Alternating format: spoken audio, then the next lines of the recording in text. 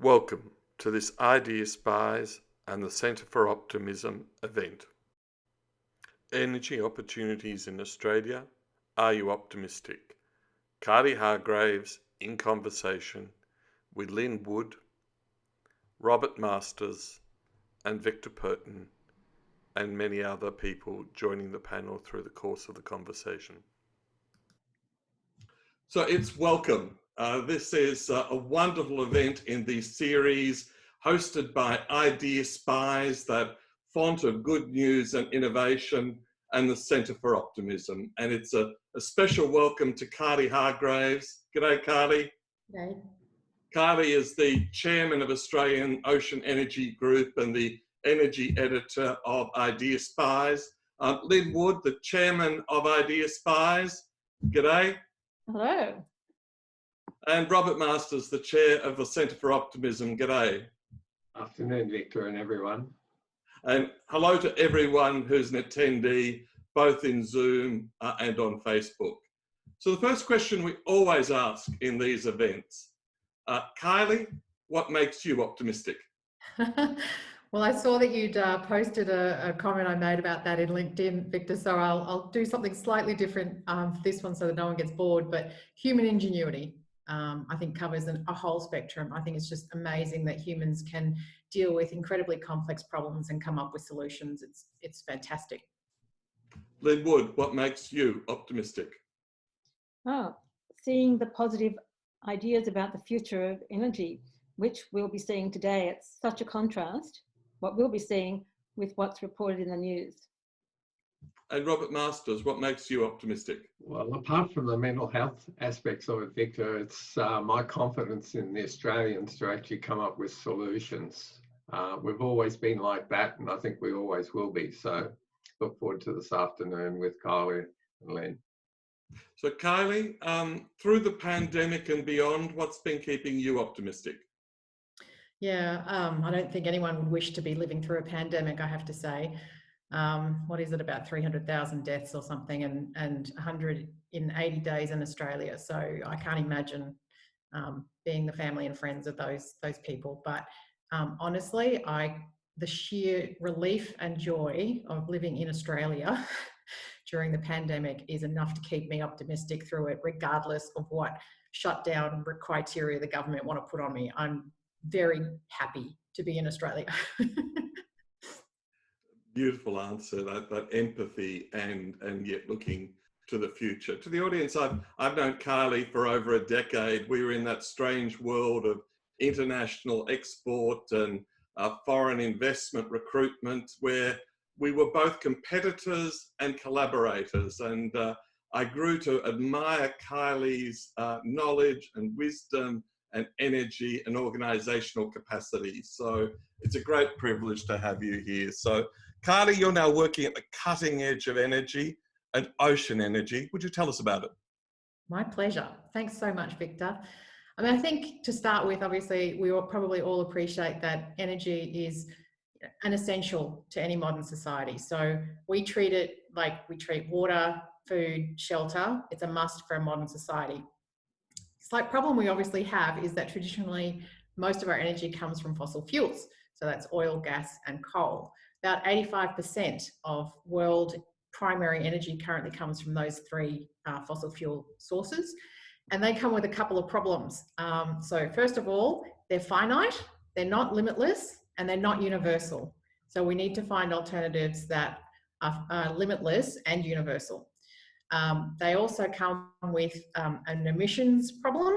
So even if you just want to deal with emissions for health and air quality reasons, we need to find a better way to deal with our fossil fuels.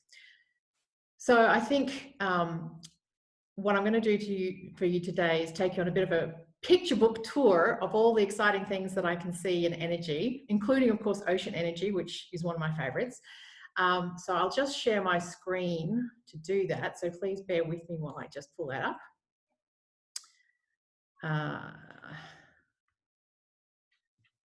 And I did practice this, and of course now I can't get there.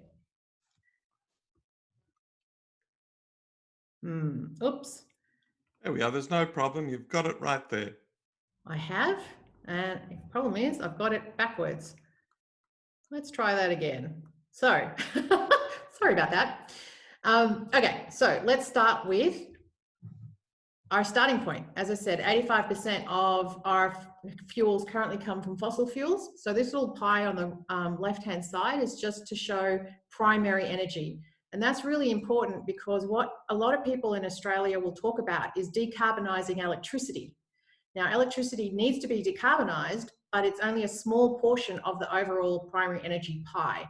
So if we look at this pie on the left, you can see that there is a significant wedge there for coal. And it is true that most of coal will go for electricity purposes, although a small amount, you know, let's say 8 to 10, might be used for non-electricity purposes like production of steel. But if you look at the oil wedge, which is in fact the largest wedge in the pie, most of that is actually going to transport fuels. So this is road, rail, air, and off-road heavy vehicles and machinery. And only a really small portion of it, like less than 1% or somewhere between 1 and 3%, is actually being used in the making of electricity. So it's really important that when we talk about decarbonising, that we don't just focus on electricity. We have to look and work across every sector of the economy. So then if we agree that we work on all the sectors, the question is, you know, where can we get to? Now, I think it is possible to get to a net zero position. The question is when. If we work on all the sectors, we can get to a net zero position. The question is when. I wish I knew the answer. But if we listen to the states in Australia, most of them will have an aspirational target for net zero by 2050. So that's not that far away. So that's pretty good. But of course, you can't talk about energy and emissions without talking about what's happened as a result of COVID-19 at the moment. This is a really interesting graph from the IEA. And basically, it shows you that by the end of this year, by the end of 2020, the estimate is that global energy demand will be down by 4 to 6%, right? Doesn't sound great, but if you look at the graph, that's the largest drop in 70 years and is 7 times the size of the drop following the global financial crisis, which many of us may remember. In terms of emissions, this also shows obviously a strong drop off because of COVID-19. The University College in London says the level of reduction from the coronavirus lockdown is similar to what will be required if we are to meet global climate reduction goals by 2050. So in other words, we need to see a COVID-19 type impact every year for the next 30 years. So I think we can do that without destroying everybody's economies, but we obviously need to change lots of things. We cannot go back to the way that we were. We have to change the way we move, the way we work. We have to change the way we power our countries. We have to change the way we power our cities. We need to think differently about some of the products that we consume in mass. But before we go all over that places, let's have a chat or a look at some of the non-traditional energy sources that I'm quite excited about. Of course, the first one there is ocean energy, which I'll talk about. The China national sword there is about waste energy. Many of you will know that, in fact, we, as of 1 July this year, I think it is, we are no longer exporting lots of our plastic and glass and rubber tyres to other countries. And of course, hydrogen, which has all been in the news today. First, ocean energy. Oceans cover 70% of our planet. You can generate energy from waves, tides, currents, but also from harnessing things like differences in temperatures and or salt concentrations. So where rivers meet the sea, so osmosis can actually give you energy to power, you know, small monitoring equipment. You can put ocean energy devices on the sea floor, you can put them floating in the water column, you can put them on top of the waves, you can attach them to offshore oil and gas rigs or offshore wind farms. And in some locations, you can place devices to actually help with coastal erosion. So because they take the energy out of the wave, it reduces the amount of coastal erosion as it hits the shore. So if that's something that's important in a particular area, then this is another way that it can add value. The International Renewable Energy Agency, in fact, noted that, and I'll quote it, "The potential of oceans as an energy source is staggering, more than sufficient to meet total global electricity demand well into the future." So it could look after an entire secondary energy source in electricity. Now, Australia is the world's largest island. We have over 22,000 kilometres of coastal areas, not to mention we have the world's largest exclusive economic zone, which is sovereign rights to about 200 nautical miles off the coast of our country. The water surrounding us gives us potential for energy, hydrogen, heating, cooling, fresh water. Believe it or not, no one drinks salt, but it can give us fresh water and other products such as oxygen. But unlike in the UK, where over 80% of the public are supportive of ocean energy, especially in partnership with offshore wind, Australians are virtually unaware of the opportunity that we are surrounded by. Ocean energy is far more predictable than solar and wind. Tides are predictable over all timeframes, thanks to the moon. And waves have a forecast horizon up to 3 times more reliable than wind. So how can it be used? The little circle on the left-hand side shows you all the different sort of applications for ocean energy. For example, you know, some of it's really niche. So if you think about offshore monitoring and observation, if we can harness the ocean, the energy in the ocean, we could have endlessly operating autonomous vehicles. So they could be surveying the seabed, they could be monitoring the water, they could be monitoring offshore fish aquaculture operations and working out when you need to feed the fish, etc., things like that. But the potential that I'm really excited about, which is actually a bit more large scale, is actually about an integrated energy system, or more like an independent system for coastal island and island communities. So if you think about it, a community with an integrated energy system which can combine wind or solar, depending on what's more prevalent in the island area, plus ocean energy and batteries, could actually deliver to a community their own fresh water, because you just need the ocean. You need the ocean and power to produce desalination. They could have their own hydrogen, which could displace diesel, which is used a lot in coastal and island communities and is very bad on emissions. You can use the oxygen from the hydrogen production to help with your wastewater treatment for the community. You can have the energy to power your houses and your businesses during the day, and during the night when sun isn't shining, the wind isn't blowing, the ocean can actually recharge your batteries, and you can do it all again the next day. So if you think I'm dreaming, have a look at the Orkney Islands in the UK just to see what's possible. They have gone from being a diesel dependent community to basically being independent. And thinking about ocean energy contributing to resilient, fast disaster recovery, independent, protected, decarbonised communities all around the world is fascinating to me, and a huge potential export industry for us. But as I said, I could talk about ocean energy for hours, and I won't. So moving on. Waste energy. Okay, according to the World Bank, over 2 billion tonnes of municipal solid waste is produced each year, and it accounts for about 5% of global emissions. Almost half of that from methane from landfill, predominantly obviously from organic waste.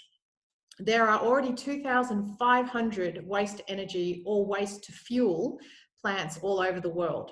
And one I wanted to highlight here is on the right-hand side of the slide, and I've put the link up there because it just blows my mind. It's a place nicknamed Copenhill. It sits in Denmark, right near the residential and cultural centre of Copenhagen. It is not only the world's cleanest waste-to-energy facility, it has a man-made, year-round ski slope, the world's tallest climbing wall, and hiking trails all over the building. So it is an absolute landmark for the city. About 60,000 people are anticipated or have used the ski field, hiking trails or climbing wall in its first year apparently. And it's really close to residential areas. Its emissions are essentially steam, which is just mind-blowing. On the left-hand side, in Oz, when you talk about Oz, we're a little bit late to the party. We probably have about 20 waste-to-energy projects under operation, construction, or discussion. One in Melbourne, one in Victoria is the Yarra Valley Wallet Waste-to-Energy project. This is about taking 33,000 tonnes of commercial food waste out of landfill each year, so keeping it out of landfill. It produces enough electricity to power about 1,300 homes. But in fact, it uses the electricity to power the sewage treatment next door to it. And if it's got any excess energy, it exports it to the grid. So emissions from these sorts of waste energy power plants are increasingly fantastic. I had another slide, but we won't go into it, where, you know, SOx, NOx and carbon are so low and well below New South Wales air quality thresholds. These are things we need to look at in Australia. Hydrogen. Hydrogen's been around for ages, but predominantly as a raw material in industrial processes. So what's new and sexy about hydrogen? Well, what's new and sexy is that we're thinking about it as a way to replace that oil wedge. So the oil wedge that we saw at the beginning, which is predominantly about transport, is where we're focusing, but also potentially in some electricity and gas uses and in manufacturing. So what's also new about hydrogen is how we think about producing it in vast quantities. So we're having a lot of discussions about brown hydrogen, which is using fossil fuels to split the molecules, blue or grey hydrogen, which is using fossil fuels but combined with things like carbon sequestration, or green hydrogen, which uses renewable energy to create hydrogen. And of course, whether we use seawater, wastewater, or potable water is also discussions that we're having at the moment.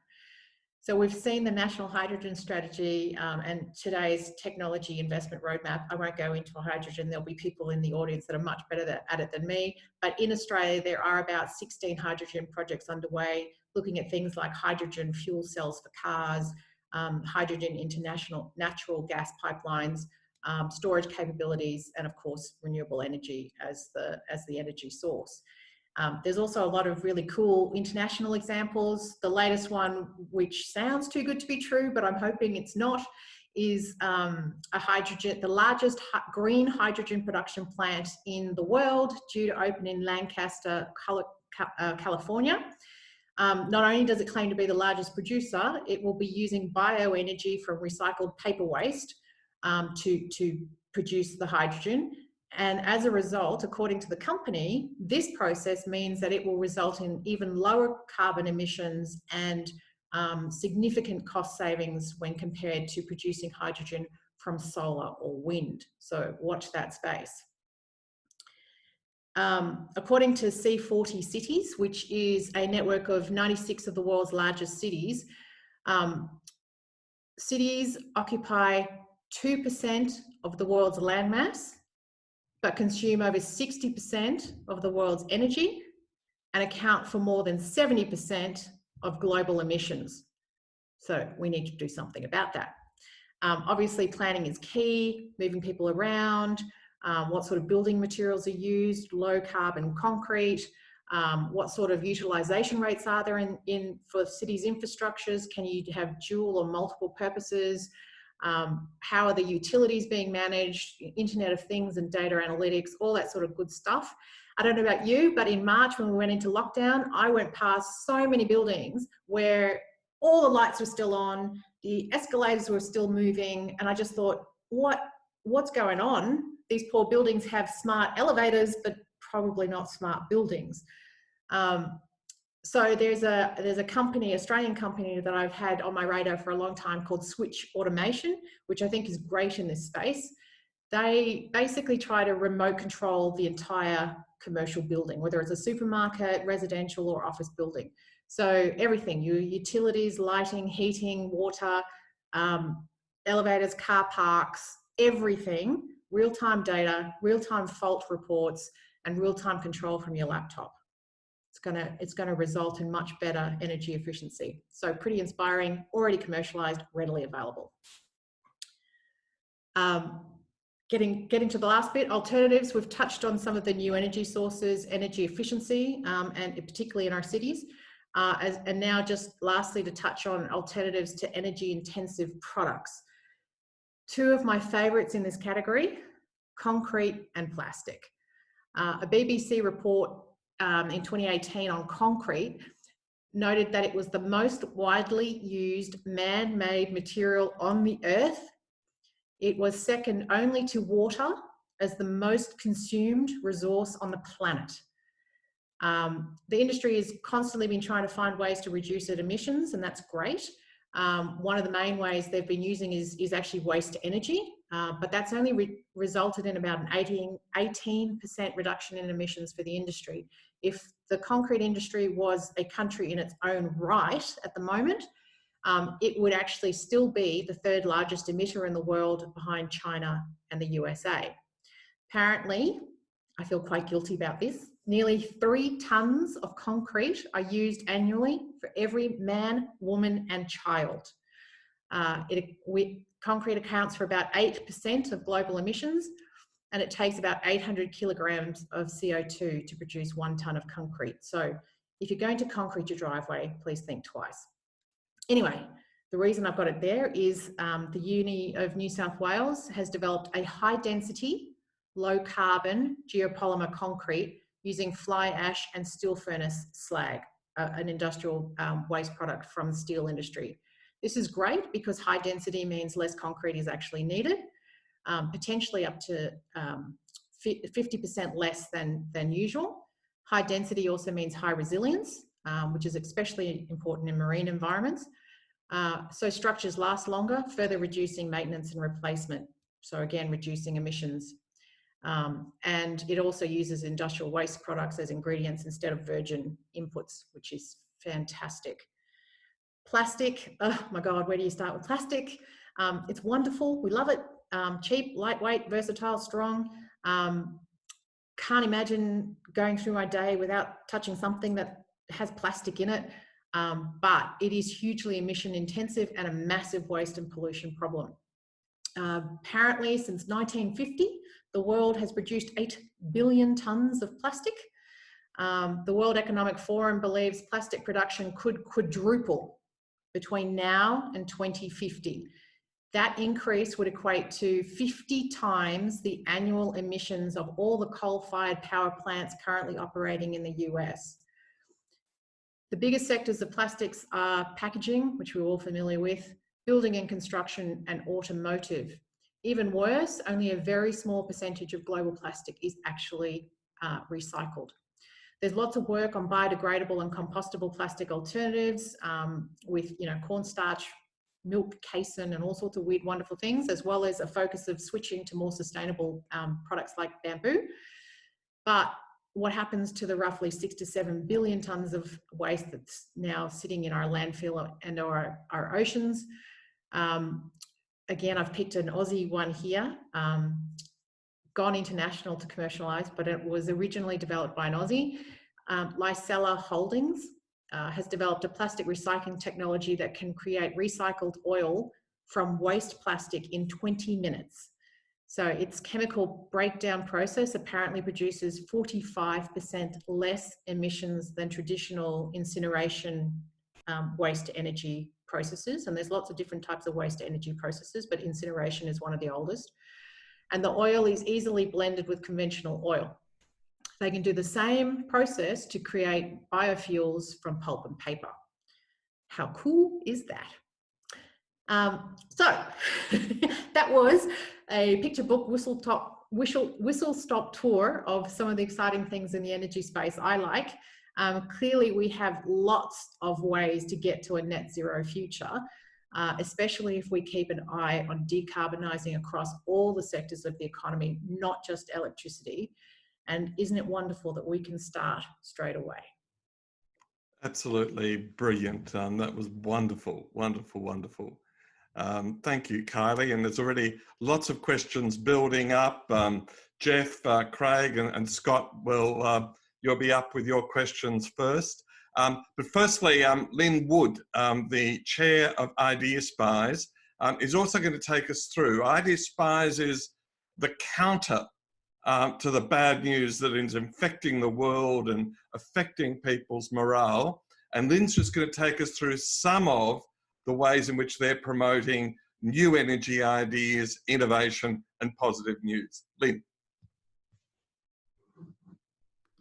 Really learned a lot, really inspiring. And just mentioning now that I was actually seeing Kylie share some of these ideas on LinkedIn. And I've been following energy ideas as well in terms of IdeaSpies. It has various categories, but energy is a special one. And I invited her to join us. And so she's been kind enough to share some of these ideas on IdeaSpies, so there's a more permanent record of them rather than here today, gone tomorrow on LinkedIn. And it's been an absolute delight to see the ideas that she's been posting and sharing on IdeaSpies. So I'll just show you some of these ideas and how it's structured. You can see, this is I've just searched energy on IdeaSpies.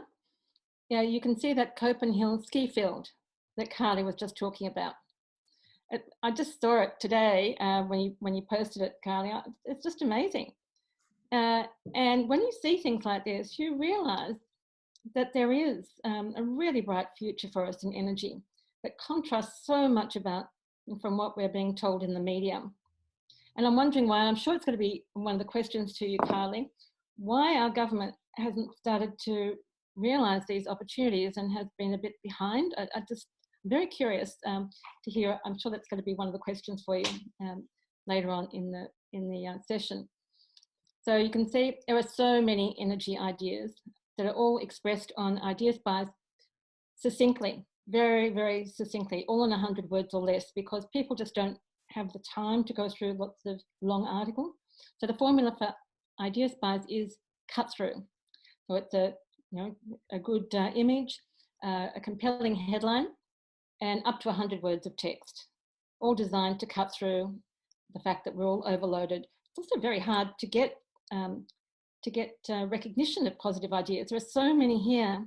I'm surprised that more and more keep coming up every day, and we just don't see them in the media. That's very curious. If I just you can go on IdeaSpies to any of the different energy sources as well.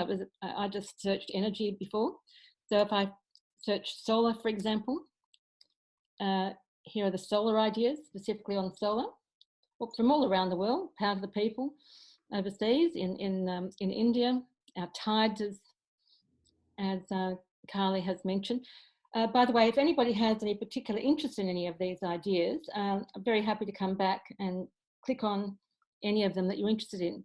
This is like a solar-powered tent designed for homeless people. Now, we can easily click on the ideas and see a little bit more about them.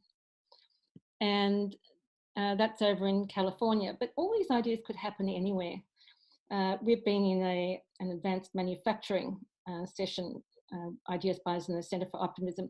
It's talking about the fact that we can now produce these ideas in Australia. We don't have to import them from overseas anymore because we're developing our advanced manufacturing facility. That's solar. You can click on solar. You can click on, as Kylie mentioned, wave energy.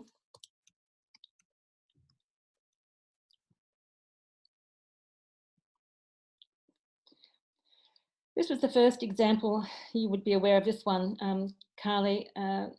was over in the US again. It was the Triton Wave Energy. It was 2017. I understand, Victor, that you go way back in terms of following these sort of ideas. But 2017, I first looked at that idea of wave energy and thought, just as you've described, Kylie, Australia being the biggest island in the world, we have a wealth of resource in this area.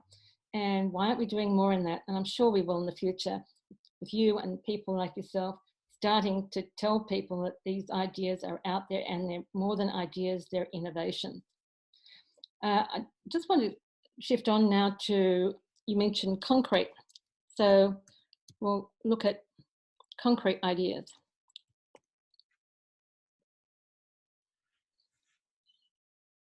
Oh, I misspelled it, sorry. Yeah. Nice to hear your voice. Concrete. Okay. So there are so many. This is the one that you showed, the high density concrete, which reduces emissions. And there are many others. The bamboo that you also mentioned, bomb resistant industrial tape, concrete that bends, new environmentally friendly concrete. As you mentioned, the cement responsible for 7% of global man-made greenhouse emissions. It's a problem that needs to be solved. Smart paint, etc. And then I'll go on to plastic.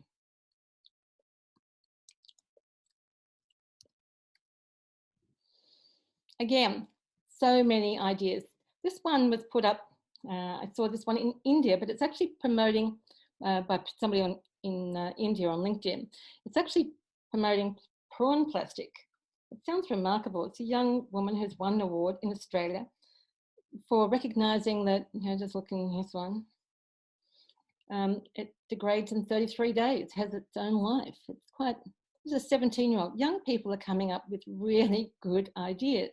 And that's so wonderful these days. I'm actually calling it the ideas revolution. This is Industry 4.0. It's more than the knowledge revolution, because we're all swamped with knowledge. It's the ideas that will improve our lives that are really, really important. So yeah, this goes on, so many here. So many ideas, and if you're interested, that you can easily search and have a look at. They just go on and on and on. But all good news, Lynn. This is the Yeah. thing. It's you know, as you've written an essay just a week ago, and I watched a sermon from an evangelical preacher yesterday who just, you know, using the Christian language, said, you know, Jesus demands we be positive, and yet Exactly. as a society we're becoming increasingly negative. And the last one I wanted to show, Kylie mentioned, which is Licella. Now, that's, as Kylie said, it's an Australian startup that's signed a joint venture with UK company Renewable Chemical Technologies. And I should also mention that Ashurst is one of our supporters. And when they could, they were running boardroom lunches that I attended. And one of their lawyers would present to directors 3 ideas from IdeaSpies. And this was in 2017. The particular lawyer chose Licella as one of the 3 ideas, and it was voted the best one. Yeah, so it's good. It's great to have the opportunity to actually share ideas like this, and particularly when they're from Australia. We can learn from anywhere in the world, but now we have great opportunities in Australia for manufacturing and developing and manufacturing many of these ideas. So thanks very much for the opportunity to show IdeaSpies. Please, you can easily join. All you do is you join up the top, go to login, which is join if you're not already an IdeaSpy, and then you'll be updated on these ideas, and you can comment on them as well as share them and add your own. We love ideas and we love sharing them. Thank you, Victor, and thank you, Kylie. Oh, brilliant, Lynn. We just love what you're doing, both for the country, and you've got interns from the universities, and you know, we've got some interns from India now helping the Centre for Optimism. It's just a genuine globalization. So the first question, so remembering those who haven't asked a question, as people ask questions, we'll be lifting them up to the panel. So they'll be adding their own contribution, both in video and audio. So there's been a lively discussion while you've been talking, Kylie and Lynn. and now we're translating that to the questions area. So the first question is from Jeff Kerbell. Thanks, Victor. And a great presentation, Kylie. One of the things I've been reading about and seeing ideas and innovation from all these alternative energy sources for what feels like decades. What's really stopping us from commercialising them and scaling them? I mean, I know funding seems to be bandied around, but I think relying on governments to solve our issues is certainly not going to get us anywhere. So what's really getting in the way of Australia in particular of commercialising and scaling up these ideas? I think I just tried to type a response that says, I wish I knew, because if we could articulate exactly what it was, we could tackle it, right? And wrestle it to the ground. But I think, from a personal point of view, I think there is a bit of fear. And I think there's concern that it's going to wreck the economy rather than build the economy. And it's, humans are wired, Robert will probably have a opinion on this, but humans are wired to pay more attention to negative news than to positive news. And I think fear is a very overused reason to not do things. So that's one. There's definitely policy things that could be improved that could make it much easier for some of these things to take effect. But I think if we could actually deal with the fear, if we could deal with policy, and then if we could actually motivate humans on scale to do more responsible behaviours, then I think we'd probably be also ahead of the game. We will all be responsible in different parts of our lives, but to be responsible on every part of our life is exhausting, but we probably need to do that. So could I add to that answer, Victor? Of course. May I add to the answer? Kylie, you put up a really good post on IdeaSpies. You probably think a lot of people know about it, but I didn't know about it. A manufacturing recovery fueled by renewable energy, whereby you spelled out the savings. So you talk about fear, but if you can actually, you've got a really reputable organisation calculating the savings by switching, it must be possible to convince people. Everyone hates change, but when you've got facts and figures like that, why aren't they compelling? Yeah, I mean, I think again, Robert or Victor, you might want to comment on that as well. But I think you're absolutely right, Lynn. For those that are logical and economically minded, for example, the jobs and the savings will be enough to motivate. But sometimes there's more than just the economics that motivates people, right? So even if you think about waste to energy, for example, you could say, yep, fantastic. You could do jobs, you can do, landfill cost savings, but I'm going to put it in your backyard.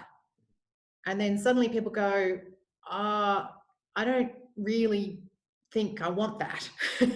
And so then it becomes a different issue again about dealing with that fear, which is you've got to help them understand that in fact the air quality, and prove to them that the air quality out of some of these latest things are just amazing.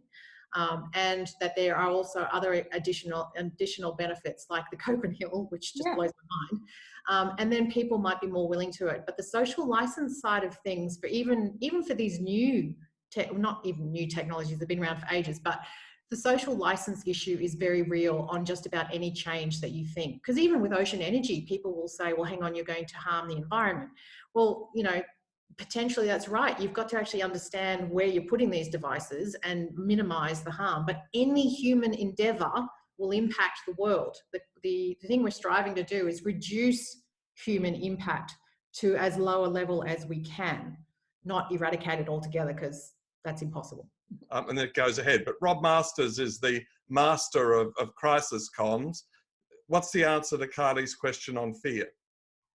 Well, fear is probably the big thing as far as governments are concerned or politicians are concerned, because they are fearful of actually taking a step too far. But I think in this new environment that we have, leadership and strategy are underpinning everything that we should be looking at now. And I think government has, both federally and state, have an opportunity now to actually break out of the fear element and start to do a leadership initiative. And ocean technology, But the whole new field as far as renewables and that are concerned is an opportunity for Australia. And as you've highlighted, Kylie, you know, we do have the resources here that we can actually utilise that. We can still use coal for its requirements in certain areas, but this whole new energy sector is something that I think both state and federally, they need to take that initiative. We've got the innovators. There's no dispute about that, but we need the leadership and we need this strategy and then prepared to take that step to actually do it. And I think Australia has a marvellous opportunity. I'll take you one step back. Years ago, not that so long ago, but anyhow, a major automotive company came to Australia and wanted to test run hydrogen vehicles from Melbourne to Canberra to Sydney. And it was one of 3 global steps. One was in the Middle East and the other one was in Europe. And we presented to the Transport Backbench Committee, and one of the politicians said but what about the Hindenburg? How can you have hydrogen in vehicles like this? And we had the Hindenburg. And the technologist with us got up and said, well, you allow LPG cars to be parked in high-rise car parks. That is a greater potential for an explosion and a disaster than we would have with a hydrogen vehicle today. So it's that brave step that politicians take, and Victor and I have been at pains to actually point out to politicians to take these steps. So I think with your initiative and others on part of this panel, I really think we can start to move down this direction. Craig Saffin.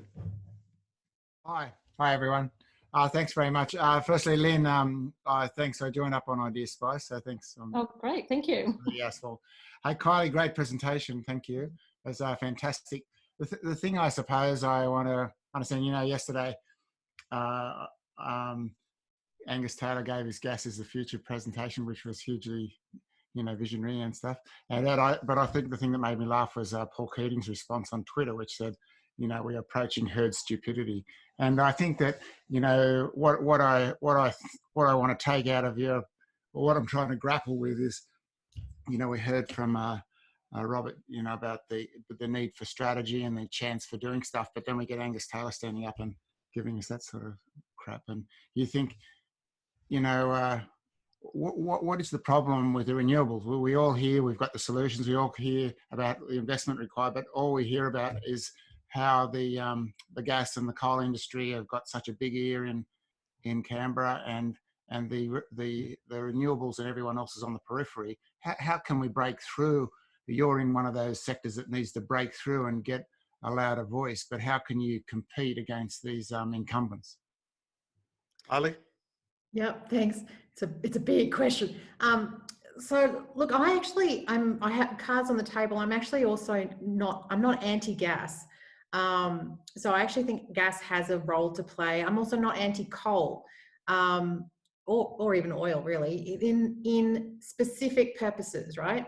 As I said, I think we need to remember the end game is the net zero.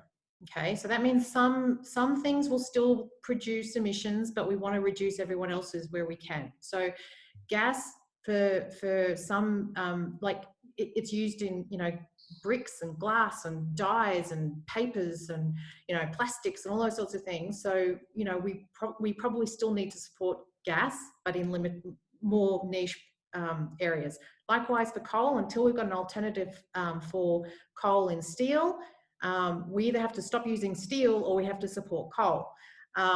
We have much more choices in thermal. So when it comes to electricity, we have a lot more choices and we can decarbonise that sector. So we should be driving that a lot harder. Solar and wind, absolutely. Batteries, absolutely. The issue with solar and wind, again, which is why a lot of people will go for gas, is about the issue that it is intermittent. So you don't want to run, you can't run an economy where the grid is going to go down. Okay, so even AEMO says that, you know, with increases in infrastructure and increases in the way the market works, At the moment, they can only foresee 75% renewables penetration in the grid. So you're going to have to get the rest of it from something, and you want something that can actually dial up and down really fast. So at the moment, that's either gas or batteries or ocean, because ocean obviously gives you that steady supply. So we're going to have to think about it as not a either or, which I think sets us up for the fights that we always have. It's actually about getting the balance right, and in everywhere where we can, dialing down the carbon and emission elements of everything that we're doing as quickly as we can. But it's not simply cutting one of them off straight away, because you will always alienate people. In terms of getting, you know, things like ocean energy on the radar, or even sort of a new industry and populated, it's the same sort of issue as hydrogen, although hydrogen now is a very sexy thing. It's just a matter of time, a matter of education, a matter of awareness, and of course trying to raise finances. But every startup sector and business knows the horror of that process. So I'm just smack in the middle of it, that's all. Yeah, thank you very much. Thanks.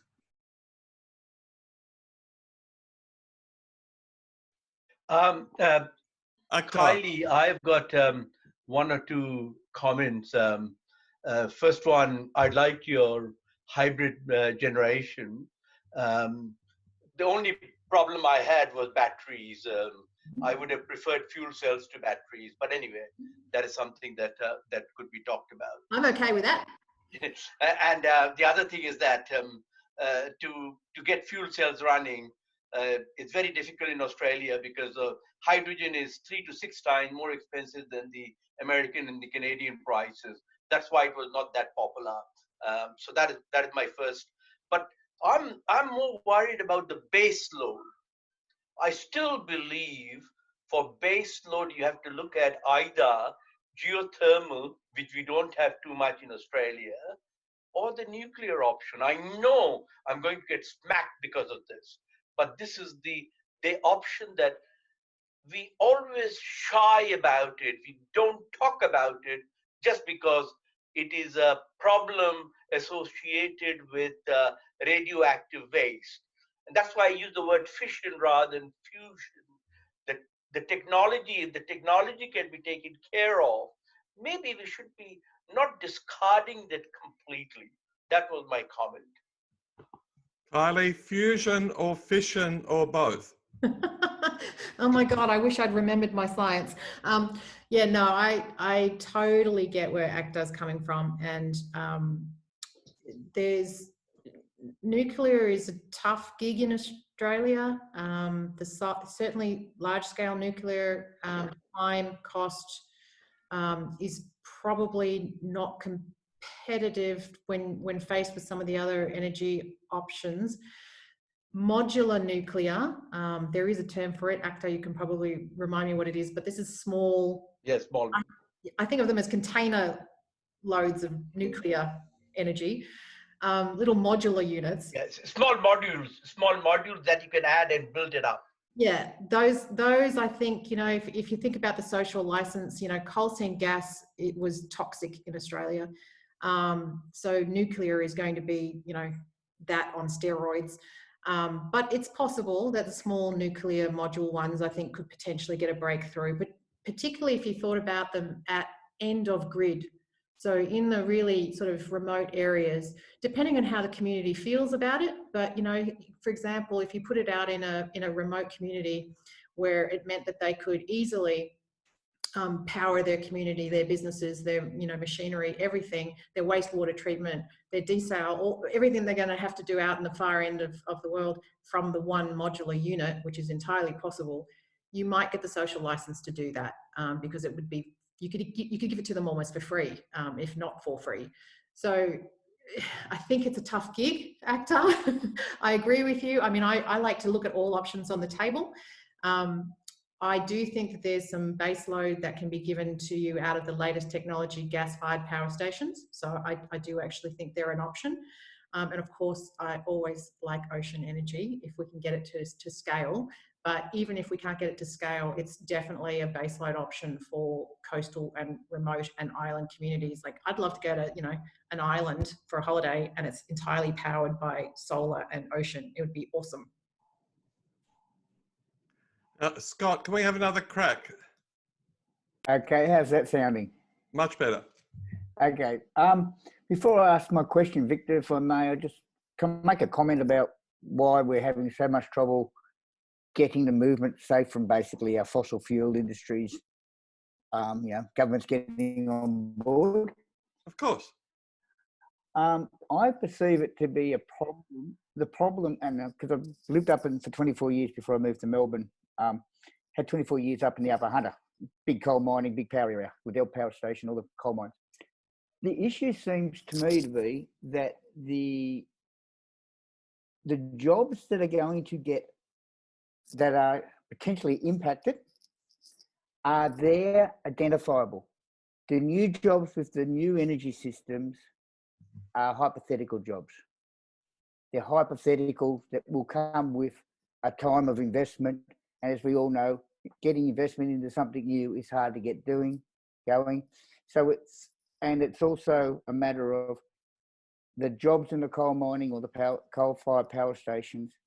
Those people aren't going to be picked up and just moved into these new jobs. There's going to be this transition of some people coming in to those newer jobs and people going out. So I think that's an issue that has to be discussed, and how we discuss that in a media that wants 10-second sound bites, I don't know.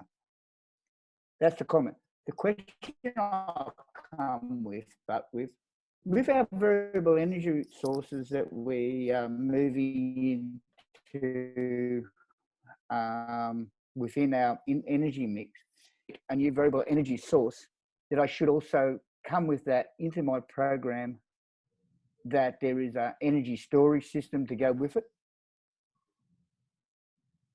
Yeah, sorry, Scott, you had a bit of a breakup there, but I'm going to assume the question was, should we be talking about energy storage as much as we're talking about new energy sources? And I think I'm saying is not talking. If you're going to propose, if I'm going to invest and create a variable energy source, shouldn't I also have to identify the energy storage to make it fit into the system? oh my God, what a policy question. Yeah, no. So if I've understood the question, it's if I'm a solar or a wind farm, for example, or you know, do I, part of the covenant of being allowed to actually, you know, create a solar farm is also to be able to deliver a storage solution at the same time for when the sun isn't shining and I can't provide power.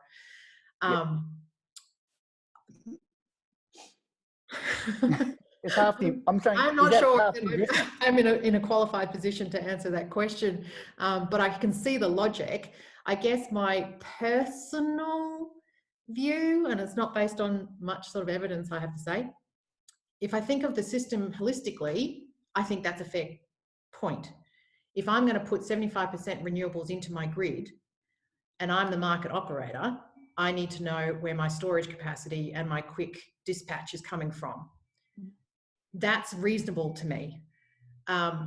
Whether or not I have to penalise a solar farm by saying you have to come up with a storage thing, I'm not so sure I'm comfortable to answer that, but I totally get the big picture and I totally agree with you. If you're thinking about a functional electricity grid, you have to be thinking about storage as well as intermittent supply. Could I also answer that, Victor? Of course. Yeah. I have a very good friend who has a hydro capacity on his farm, and he developed it in Tasmania, which is actually fascinating and didn't have to go through the storage problem. He just hooks it straight into the grid. And what was really interesting when I met him in Sydney was he was able to show me the whole system on a laptop. This is 2 years ago. And how he was marketing to the grid, in terms of he was selling into the grid when the prices were high. He was able to do that just through his laptop computer. It was brilliant. He was a farmer. He was a politician before that. I'll tell you who he is later. But just to learn those skills and to develop that with his son, who's an engineer, on his own property in Tasmania, and we haven't talked about hydro in that sense yet. And that was just a creek, a flowing creek on his farm. It's lovely to see these things actually working. And I actually put that on IdeaSpies. Sarosh had a really good question on gas. Are you ready to ask that question or make that comment, Sarosh? Oh, I may. Yes. Hi, Kylie. I know that the big political debate now, at least driven by Noble Power, is should we have a gas powered or lead recovery? And the practical challenge I see is that if major infrastructure projects require 20, 25, 30, 35-year time horizons, it locks us into a scenario that would be inconsistent with net zero emissions by 2045 to 2050, as the IPCC 1.5 degree report targeted.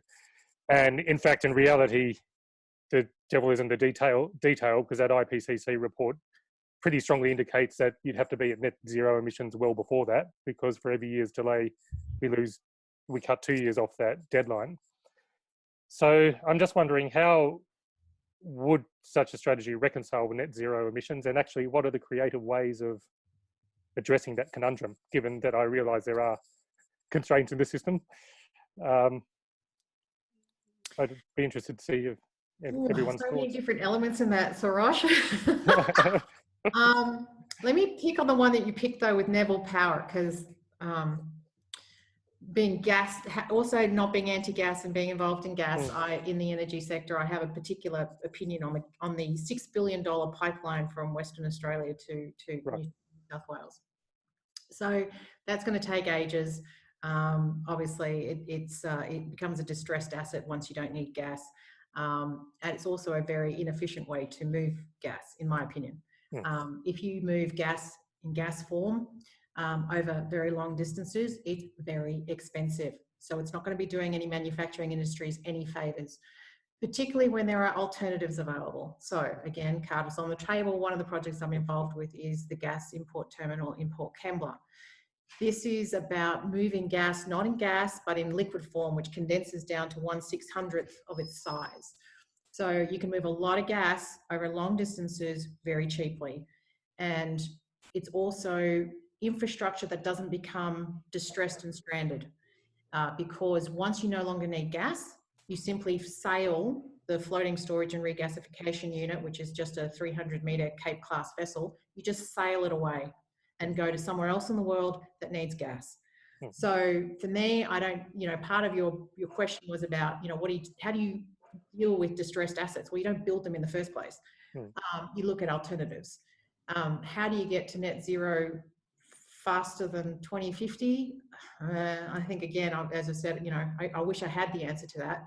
But I think it's just a case of we just have to keep plugging away at consumers, media, policy, ourselves, to actually make sure that everywhere we're trying to go, we're saying what we want is the lowest impact option that we can get.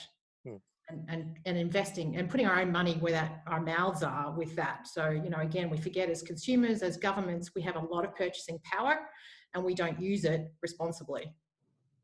Okay, thank you. Kylie, we're getting lots of fan mail in the commentaries, and people have asked for your presentation. And of course, the video will be online either today or Saturday too. Wayne Larkin. Yeah, just comment. I think it's excellent what we've talked about. One of the points that was raised earlier before was what some of the problems facing getting these things implemented. And I think a lot of people would be aware of this, working for the federal government. They're risk adverse. They really like to keep things the way they are, quite comfortably, and only change things when they have to. Also, you have a huge vested interest in the current systems. Having worked with some of the biggest coal companies in Australia, they have huge lobby groups and expenses, and so it makes it very difficult politically and also for the government to make a shift that's costing them a lot of tax money. So, there's some of the obstacles that I think get faced with that. But there's ways around that if you get the right strategies in place, particularly when you start talking in economic language. Fantastic. Thank you, Wayne. And Sam, last question.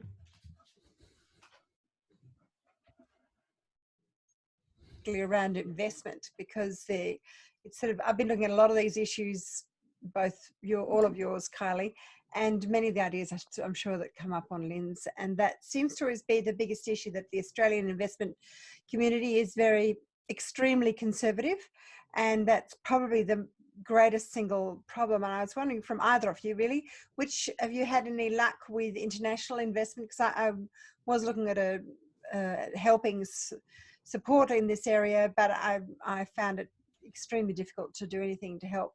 I was just wondering if you had any luck in that area with the international community. I know at least 3 people on this panel can answer that question. Victor, did you want to have a go?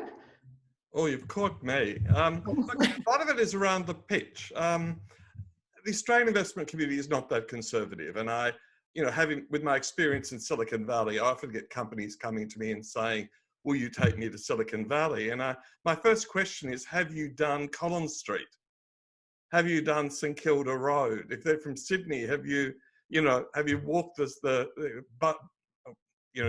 investment quarters of Sydney or Brisbane?" And people seem to believe that investment is unavailable in Australia, but there's in fact a lot of startup investment. And if you look at the mining sector, for instance, this is ground zero. This is the #1 place to raise global investment capital in mining.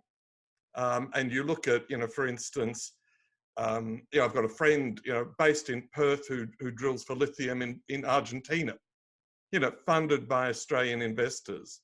So it's a lot about the pitch. A lot of people don't know how to write a pitch. It's all about sales. And we had Sue Barrett on the other day, everyone lives by selling something. Australians have got to get better at selling. And that's a big part of my message. Sam, sorry, you're on mute. Am I? I didn't mean to be. There we are. Is this your point then, Victor, that say Kylie is not good at pitching, that she's quite potentially very good at pitching and has gone to, the people that I know that I've spoken to that have been doing this for a number of years with the fundraising, actually only fundraise in Australia, but they say it's extremely difficult, even when they're only private investors. I've spoken to I'm not pitching anything. I'm just going to point that out. I'm really just asking about those that are, experts in this, that spend their whole life getting the funding going, that are fundraisers. That's their comment to me. It's been for the last 6 years that I've been really in this space. That has been the overriding comment. Are you actually saying, Victor, that they're terrible pitchers? That's really what you're saying. Kylie and I, in the international trade space, God, did we see some bad pitches. And look, some of it works. Like in Australia, if you've got a mining pitch, in Australia, if you've got a cropping pitch, in Australia, if you've got a food pitch, in Australia, if you've got a beverage pitch, the investors are there. But if you want to do battery technology or the like, which is Japan or the United States or the like, then that's when you go to America. Or if you want IT investment, you go to Silicon Valley. If you want biotech, you go to Philadelphia or Boston or San Francisco. Different areas specialize, and Australia is #1 in mining, cropping, and animal technology. Australia is also #1 in creativity. In the global index, the last global index that was conducted, Australia is #1. I think that's a really good question, Sam. Most of the ideas on IdeaSpies are fully funded. They already exist. It's just that people are not aware of them, and it's not that they need to be pitched so much. They are actually happening. We just need more people to be aware of them. That's why we're sharing them. If you're interested in that, you can ask that question. There's going to be a global town hall on the 27th of May, and it's run in conjunction with our Australian Embassy. And if you just search town hall on IdeaSpies, you'll find it. And just register, it's free. You can actually submit a question in advance. That would be a really good question. What I love about you, Sam, is you've always got new products and new ideas, and you're always supporting new people. You are one of our heroes in this space. I am, but I can't say, people are always coming to me and asking me for money. And I'd say, well, look, I'm out there pitching for you, but mostly it does seem to be more of a like, it's not necessarily seed. It can often be that scale thing. And certainly in the startup space, I've attended a lot of stuff. And it does seem to be the international community, like you're saying over in Silicon Valley, want you to go and basically be over there, which is fairly fair enough. They're nationalistic, and most people don't want to go and move to another country with trying to scale up something. So, you know, often, particularly if it's for Australia. So I suppose that's why I'm kind of looking at where is the sweet spot in that for the investment space. For particularly, a lot of those things you're saying, Kylie, I'm really aware of, and I think it's ridiculous they're not being used. But when you look into them, it's huge money. I've looked at a lot of the recycling space. Why would anybody bother? We've got huge land to dig a hole in. No one's going to recycle here. There's no money in it. So it's always a financial sweet spot of the market. We've got a tiny market. So if people are only selling in Australia for it, it's pretty difficult to get that money up, would be what my observation is. Would that be correct? Well, as Kylie said, we've got a big ocean here. Listen, we've got to wind up. We're 7 minutes over, and we can chat afterwards.